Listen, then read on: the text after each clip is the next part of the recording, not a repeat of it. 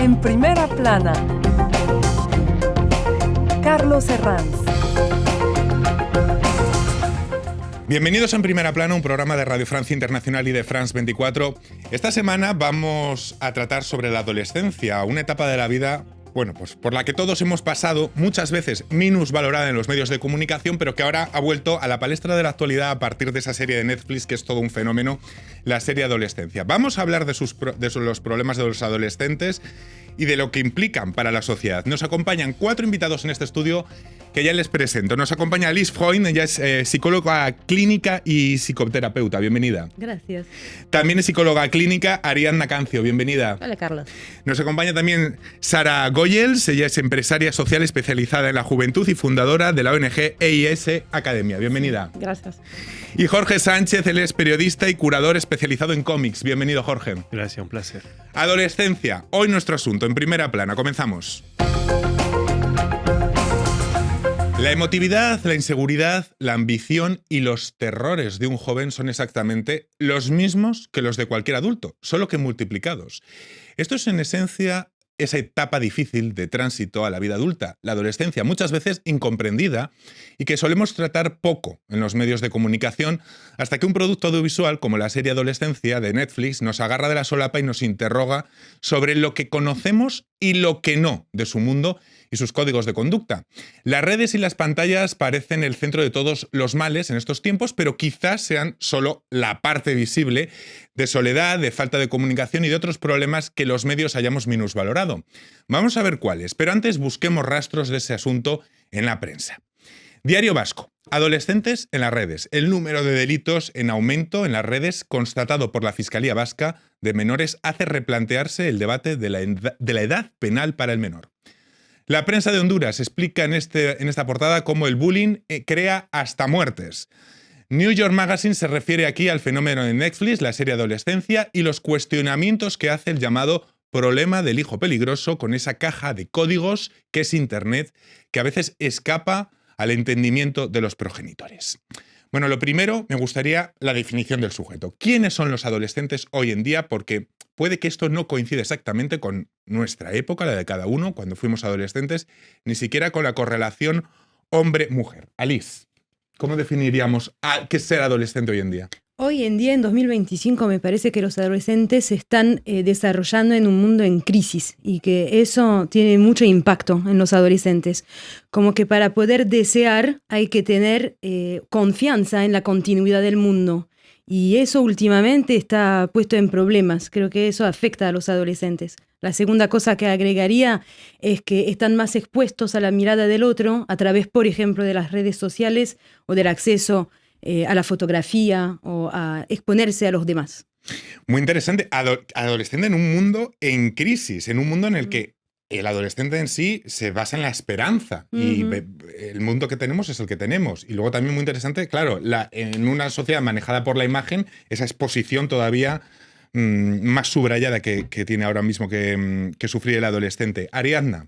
Sí, coincido con esto. Hay una caída de las instituciones y, o sea, en alguna época el adolescente, el conflicto era que no era entendido, nadie lo entendía, ¿no? Y los grandes le decíamos, bueno, cuando seas grande vas a entender. Lo que pasa es que hoy en día ser grande no garantiza el saber, ¿no? Entonces, estamos en esta diferencia donde qué es lo que va a pasar frente a las cuestiones y las preguntas que tiene un adolescente, dónde encuentra las respuestas. Las inquietudes de un adolescente en 2025, Sara, ¿en qué se parecen y en qué se diferencian de las generaciones anteriores, de las inquietudes que tuvimos nosotros, por ejemplo? Pues pienso que no hay tanta diferencia, pero claramente el mundo está cambiando y tenemos acceso a las redes sociales y eso es lo que cambia. Los adolescentes siempre tienen las mismas cuestiones de identidades, quién soy, qué voy a hacer, pero el mundo está cambiando tanto o lo podemos ver tan rápidamente que en este punto de vista es muy diferente para un adolescente, un joven, porque adolescencia es como 10 a 18 años según el OMS, o juventud tal vez hasta 30 años o 25, 30, pero en todo caso ellos tienen de 10 a 30 años este querer de desarrollarse en un mundo que está constantemente cambiando. Jorge. La adolescencia siempre ha sido la eterna rebelión, ¿no? Ujú. Y, ¿cómo decirlo? El lenguaje de esa rebelión, pues, obvio, evoluciona con su tiempo. Y por hoy la ecología, los temas de género, están en ese epicentro. Y también en ello está la creación de su propia cultura, su propio lenguaje, sus propias referencias visuales. La cultura visual, ya sea de la historieta o del mismo reel en Instagram, lo demuestra, ¿no? Esa rapidez de estos jóvenes a crear su propio universo con sus propias problemáticas, que es la que hemos comentado. El cuño fundacional de las primeras veces es una parte muy importante de la adolescencia. El primer amor, el primer beso, la primera borrachera, el primer desencanto. Qué mal se pasa en el primer desencanto, ¿verdad? ¿Cómo marca futuro este tema de las primeras veces? Ustedes que son psicólogas clínicas, Alice, Ariadna, la importancia de las primeras veces, ¿cómo lo marca? ¿Y cómo la sociedad actual marca esos ritos? Son como un punto de cruce, un punto de partida a veces las primeras veces para los adolescentes. Yo creo que hasta a veces tiene valor de rito de pasaje, que hay cada vez menos en la sociedad y esas primeras veces, la primera vez que hacen el amor, el primer beso, la primera ruptura, marcan así avance en la constitución del ser y la constitución psíquica también de los adolescentes. Es como una paradoja para los adolescentes, porque a veces como que buscan esas primeras veces, buscan crecer y a veces también les tienen miedo, como que quieren y a veces sí, teman ese enfrentamiento con la realidad. Yo creo que imaginan mucho o ven tutoriales como hablamos antes, ¿no? Se sienten preparados, pero muchas veces no es lo que habían imaginado. O sea, que tienen después que lidiar con esa diferencia entre lo imaginado y lo real, lidiar con esa frustración o esa decepción, que eso es un avance psíquico inmenso, me parece. Lidiar con la frustración es una categoría o algo que nos parece muy importante, ¿no? Porque no sabemos si la generación actual de adolescentes lo tienen más complicado, tienen menos herramientas para lidiar con la frustración de las que tenían generaciones anteriores, o quizá no, Ariadna. Parece que eso, el tema de la frustración, cómo se maneja, ya no es en la adolescencia. Eso se enseña o se aprende más en la niñez, ¿no? Como hoy en día, por ahí, cuando un niño llora, enseguida se le da el teléfono para que coma. Entonces, no se soporta a un niño llorando o gritando. Entonces, este tema de la frustración es antes que se necesita esta educación emocional. Y con respecto al pasaje de esta adolescencia, Françoise Dolto es una psicoanalista y ella hace referencia al cangrejo, ¿no? Que en un momento muda la piel y entonces deja un caparazón y hay una parte, que esto es la adolescencia, donde va un cuerpo y recibe marcas, ¿no? Todas estas, las primeras veces, las improntas que dejan, que va a dejar heridas o marcas. Y luego viene el caparazón. Entonces esas marcas quedan. Por eso muchas veces el encuentro con el cuerpo, con el otro, puede ser traumático. Sara o Jorge, culpamos muchas veces a las redes sociales y a las pantallas de todos los males de la Tierra. Esto, en realidad, sería equiparable a los adultos, culpar a las redes o a las pantallas, ¿no? ¿Qué les parece, Jorge? A ver, creo que en Francia el promedio es que pasamos 3 horas al día delante de una pantalla. Los jóvenes no son para nada la excepción, sino en el caso que pasa más tiempo. Ahora, ¿qué es lo que ven en el universo de las pantallas? Es lo que es fascinante. Hablamos ahorita de la creación de una identidad propia y vamos a ponerlo así, la autobiografía, o sea, el hecho de dar testimonio se ha convertido en una especie de eje fundacional para estas nuevas generaciones, ya sea justamente a través de la creación de historias que van a contar, sobre todo a través del webtoon, que se ha vuelto el principal soporte para ellos para crear y narrar su propia vida. Esto es importante que lo contemos, Jorge, el webtoon, porque habrá muchos oyentes y telespectadores que no sepan lo que es, y el webtoon ahora mismo es la principal forma de lectura que tiene un adolescente, ¿no? Cuéntanos qué es. Sí, completamente. El webtoon es básicamente la palabra web y toon, o sea, la contracción de los dos, que quiere decir historieta en internet, y es la historieta que vemos en nuestras pantallas, que no leemos así, sino hacemos desfilar, que viene de Corea del Sur y que ha tenido un impacto enorme. Es fascinante como todo gran proceso, porque es el principal medio que ellos leen. Antes era el manga principalmente, ahora es el webtoon. Y lo interesante es que la plataforma del Webtoon da la posibilidad a los jóvenes de crear. O sea, usted mismo se puede hacer un creador. Justamente tenemos la serie Sex, Drugs and LR, que ha tenido un éxito tan grande que ya los editores, los grandes editores como Delcourt lo han publicado recientemente. O Colosal, que habla justamente de una muchacha joven de familia burguesa que quiere extraerse de esa condición social súper represiva y volverse fisiculturista. Y como ellos justamente hay toda una cultura que se ha generado no solo a través del Webtoon, sino todo lo que viene añadido, es decir, la ficción de los fans, la fanfic, el fancinado, las reuniones en Discord y también, obvio, los memes, o sea, la creación de imágenes que circulan con textos humorísticos, la mayor parte, es un eje crucial dentro de esta creación de una cultura adolescente y de su manera de comunicar también. Luego nos va a hacer Jorge más recomendaciones de cómics para que enfoquen este tema de los adolescentes. Pero antes, Sara, que es empresaria social especializada en juventud. Hablábamos antes del tema de la frustración. Me interesa mucho esa cuestión. Usted que trabaja también con jóvenes. ¿Los adolescentes en la actualidad están más preparados, tienen más herramientas para lidiar con ese asunto de la frustración en la vida o no? Hoy en día sí, puedo decir que sí, porque están evolucionando al mismo tiempo, entonces están aprendiendo las herramientas también. Pero debemos como tener un cuidado muy importante, tal como con los adultos, para poder desconectarse también, participar en programas que pueden desarrollarse de manera otra que en la escuela también, pues ellos tienen las herramientas o el potencial al interior gracias a Dios, porque si no tenían eso, pues no podríamos evoluar bien. Debemos creer en el potencial de los jóvenes y solo que hay maneras de enseñar esas herramientas también entre ellos, enseñarse entre ellos en programas muy innovantes tal vez, con las escuelas o afuera de las escuelas también, como en ONG, como Yes Academia o otras ONG. Les quiero preguntar qué es o quiénes dirían que son referentes sociales o culturales para los adolescentes a día de hoy. Pero va a ser a vuelta de esta pausa. Enseguida continuamos aquí en Primera Plana. Hasta ahora.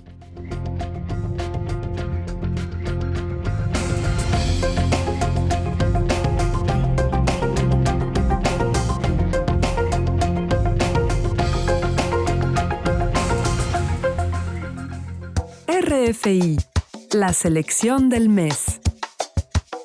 L'Objet. Somebody just like you. I need somebody just like you.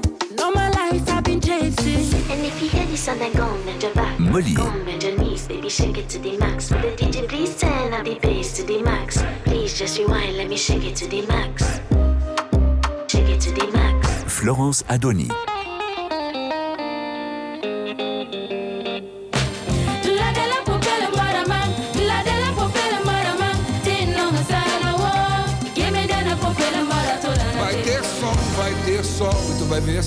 C'est où Georges.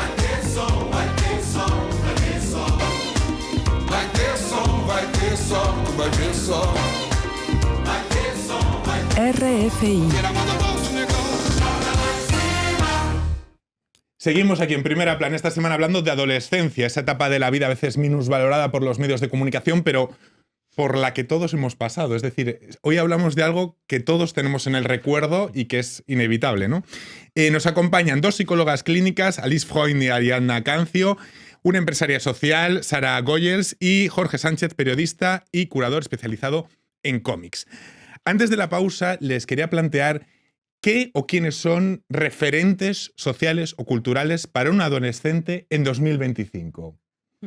Alice. Es que justamente no sería el momento de la adolescencia un momento de cambio, de transición de referencias, como que antes el infante tiene como referente su familia, sus padres, toda la verdad está ahí adentro de la familia, y el principio de la adolescencia es justamente cambiar de referencia, cambiar de marco, de pensamiento, o sea, que lo va a intentar buscar afuera de la familia, sea lo que sea, que no sean los padres. Básicamente. Jorge o Sara, ¿quiénes serían?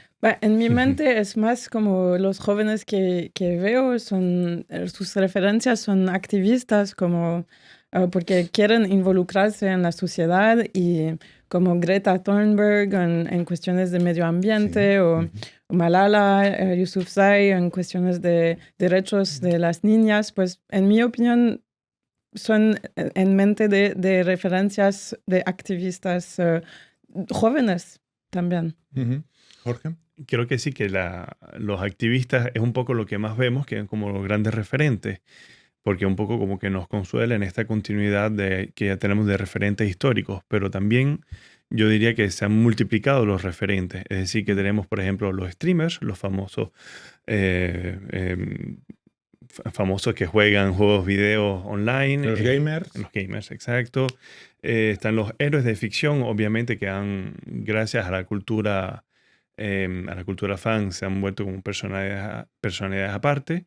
Y dentro del universo de los youtubers también hay que mencionar que no todos son buenos activistas por el bien del planeta, sino también hay todo el lado oscuro del internet, que la serie Adolescencia lo menciona. Sí. Luego vamos a hablar de ella. Los datos de soledad no deseada entre los más jóvenes no dejan de aumentar y adquieren tintes incluso de epidemia. ¿Los adolescentes están cada vez más conectados, pero cada vez menos acompañados? ¿Podríamos decir eso? Sí. Ariadna. Sí, totalmente. Hay un texto que yo quería preparar para hablar hoy, que es de 1915 de Kafka, que es La Metamorfosis, ¿no? Donde acá este adolescente se despierta y está convertido en un insecto, ¿no? Y hay toda una transformación de su cuerpo, preguntas, y en un momento, o sea, él piensa, pero la familia no sabe qué piensa, y no sabe siquiera si sigue haciéndolo. Entonces es como una desconexión donde la familia empieza a ver a este adolescente como un ajeno o un extraño, ¿no? Que se marca un poco esto en la serie Adolescencia, justamente donde se termina aceptando el monstruo que hay. Pero sí me parece que hay una incomunicación donde no se entiende qué está pasando. Bueno, pues vamos a hablar de esa serie porque ya la hemos nombrado en numerosas ocasiones. Solemos tratar poco en los medios de comunicación este asunto hasta que un producto audiovisual como la serie Adolescencia en Netflix nos atrapa tanto en forma como en fondo.